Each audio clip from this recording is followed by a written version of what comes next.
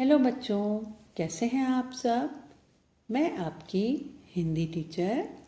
आज हम हिंदी रिमझिम से पाठ 3 किरमिच की गेंद पढ़ेंगे।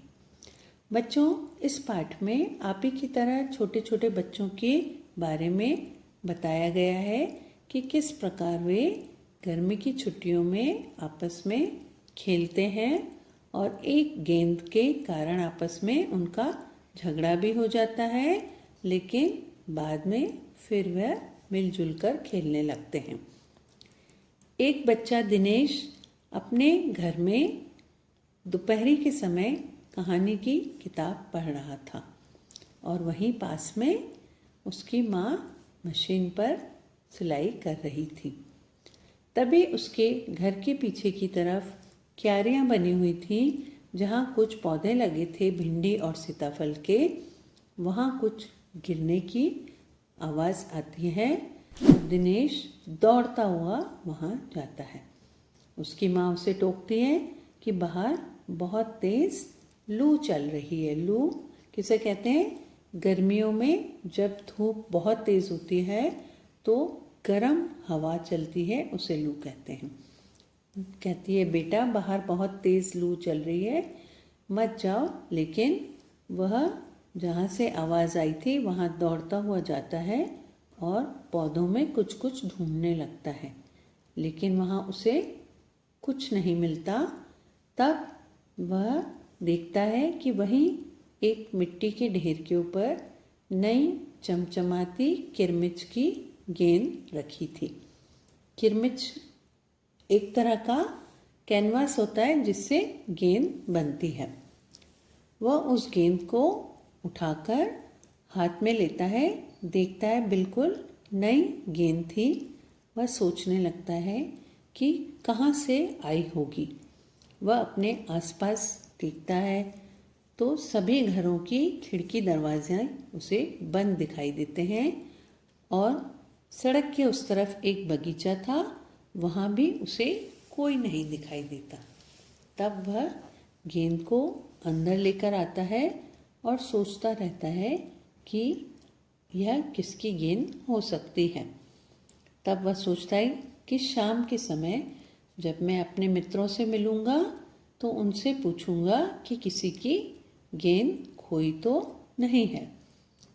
मित्रों ने अपने सहूलियत के हिसाब से एक क्लब बनाया हुआ था। सारे लोग वहाँ मिलकर क्रिकेट वगैरह खेलते थे। जब दिनेश शाम के समय वहाँ जाता है तो अपने मित्रों से पूछता है कि क्या तुम्हारी गेंद खोई है।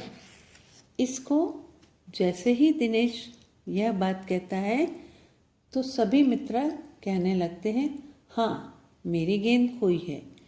एक जिसका नाम था अनिल, वह कहता है मेरी खोई है। दूसरा जिसका नाम था सुधीर, वह भी कहता है कि नहीं नहीं मेरी भी गेंद खोई है।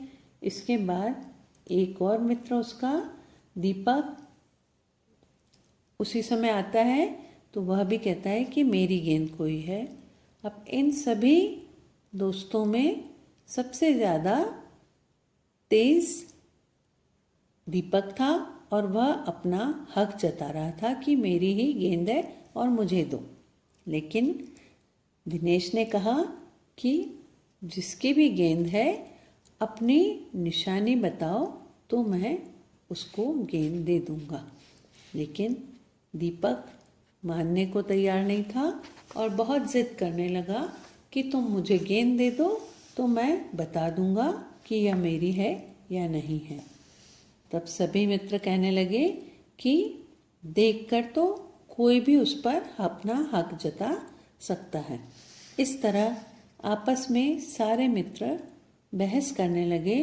जब दिनेश को लगता है कि अब झगड़ा बढ़ने वाला है तो वह कहता है, ठीक है मैं गेंद ले आता हूँ और एक शर्त है कि हम सभी मिलकर उस गेंद से खेलेंगे।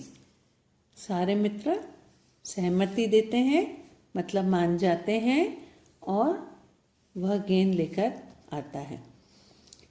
सभी मित्र आपस में मिलकर उस गेंद से खेलने लगते हैं, लेकिन 2-3 मिनट ही खेल पाते हैं और बॉल ज़ोर के झटके के साथ बाहर की तरफ चली जाती है और एक स्कूटर सवार के स्कूटर के आगे जो बास्केट बनी होती है जिसमें कुछ सामान वगैरह रखे रहते हैं रखने के लिए, वहाँ गिर जाती है और स्कूटर चलाने वाले को पता भी नहीं चलता कि कुछ गेंद या कोई और चीज़ आकर उसकी बास्केट में गिरी है और वह आगे को चलता रहता है।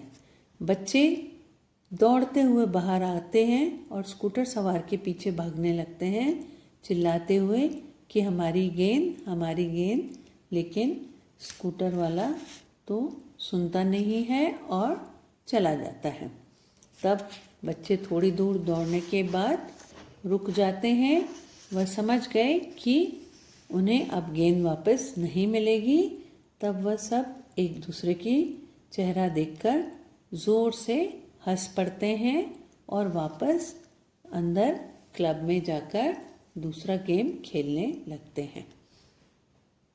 इस प्रकार गेंद किसी को भी नहीं मिलती है।